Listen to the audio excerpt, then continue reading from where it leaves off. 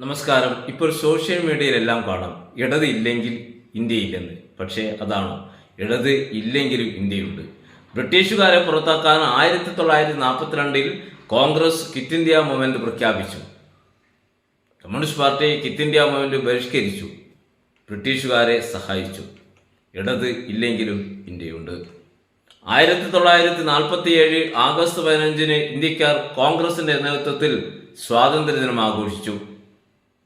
ആബാലവൃദ്ധങ്ങളും സ്വാതന്ത്ര്യദിനത്തിൽ ആഘോഷത്തിമിർപ്പിൽ ആയിരുന്ന സമയത്ത് ഇന്ത്യയിൽ നിന്നുകൊണ്ട് ഇന്ത്യക്ക് സ്വാതന്ത്ര്യം ലഭിച്ചിട്ടില്ല എന്ന് പറയുകയും കരിദിനമായി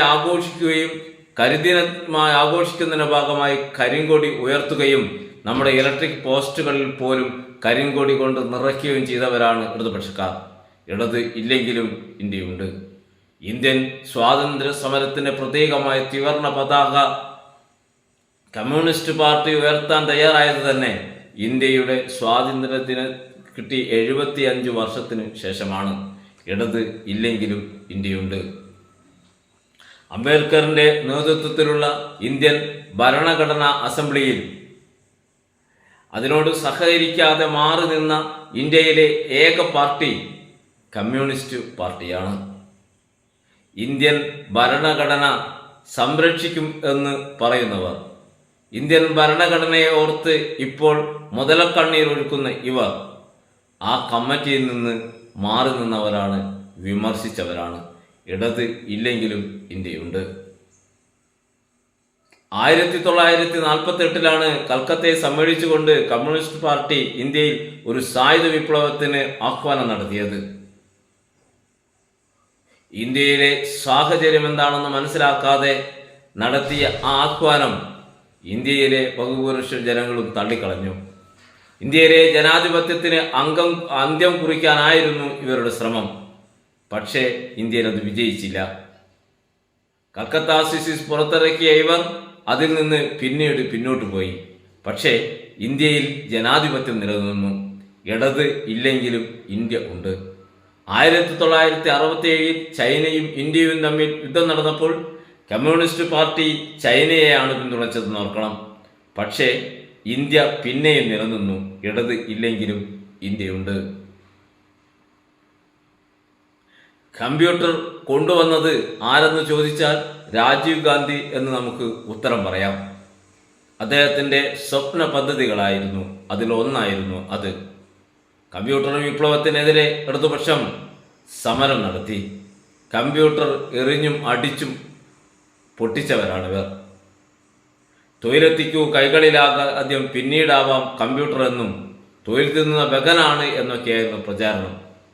ഇടതുപക്ഷം ഇല്ലെങ്കിലും ഇന്ത്യയുണ്ട്. 1954 ഏകീകൃത സിവിൽ കോഡ് കൊണ്ടുവരണമെന്ന് കമ്മ്യൂണിസ്റ്റ് പാർട്ടി ആവശ്യപ്പെട്ടു. ഇപ്പോൾ അതിൽ നിന്ന് ഏറെ പിന്നോട്ട് പോയി. രാജ്യം അത് തള്ളിക്കളഞ്ഞു. ഇടത് ഇല്ലെങ്കിലും ഇന്ത്യയുണ്ട്. ഈ രാജ്യത്ത് കൊണ്ടുവന്ന നിരവധിയായ പദ്ധതികളെ എതിർത്തവരാണിവർ. ബഹിരാകാശ പദ്ധതികളെയെല്ലാം ഇവർ എതിർത്തു. പട്ടിണി മാറാൻ എന്തിനാണ് ഇതൊക്കെ എന്നായിരുന്നു ഇവരുടെ ചോദ്യം. ഇന്ത്യ ലോകത്തന്നെ ബഹിരാകാശ രംഗത്ത് വൻ ശക്തിയായി മാറി. ഇടത് ഇല്ല എങ്കിലും ഇന്ത്യ ഉണ്ട്. മൻമോഹൻ സിംഗ് കൊണ്ടുവന്ന നിരവധിയായ സാമ്പത്തിക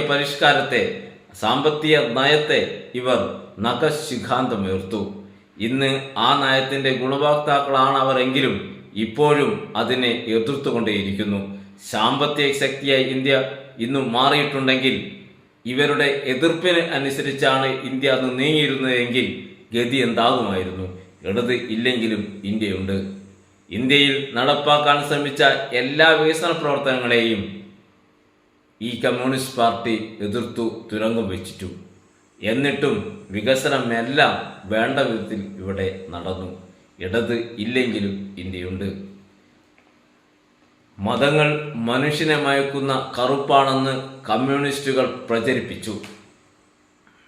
അധികാരത്തിൽ വന്ന എല്ലാ രാജ്യങ്ങളിലും അവർ മതങ്ങളെ പരമാവധി വിലക്കി. എന്നാൽ ഇപ്പോഴും മതങ്ങൾ ശക്തിയോടെ, സർവമതങ്ങളും ശക്തിയോടെ, ഏകോദര സഹോദരങ്ങൾക്കോടെ ഇന്നും ഇന്ത്യയിൽ നിലനിൽക്കുകയാണ്. ഇടത് ഇല്ലെങ്കിലും ഇന്ത്യയുണ്ട്. പ്രിയപ്പെട്ടവരെ, കഴിഞ്ഞ കാലങ്ങളിലെല്ലാം ഇടതുപക്ഷം നിരവധിയായ സമരങ്ങൾ നടത്തിയിട്ടുണ്ട്. ഈ സമരങ്ങളെല്ലാം ഈ രാജ്യത്തിന് എന്ത് ഗുണമാണ് ഉണ്ടാക്കിയത്?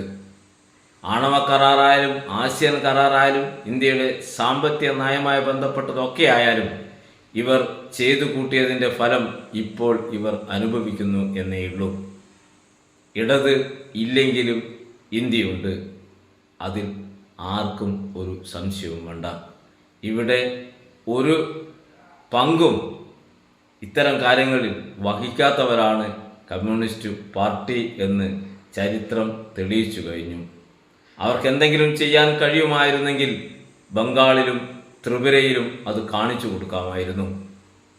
രാജ്യം അന്നന്ന് മുന്നോട്ട് പോകുമ്പോൾ ഈ സ്ഥലങ്ങൾ, ഈ സംസ്ഥാനങ്ങളെല്ലാം വളരെ പിന്നോട്ട് പോയത് ചരിത്രം രേഖപ്പെടുത്തി. ബംഗാളിൻ്റെ എല്ലാ ഖ്യാതിയും നശിച്ചു വന്നു. ത്രിപുരയുടെ കാര്യം പറയുകയും വേണ്ട. എല്ലാവർക്കും ഒരിക്കൽ കൂടി നമസ്കാരം.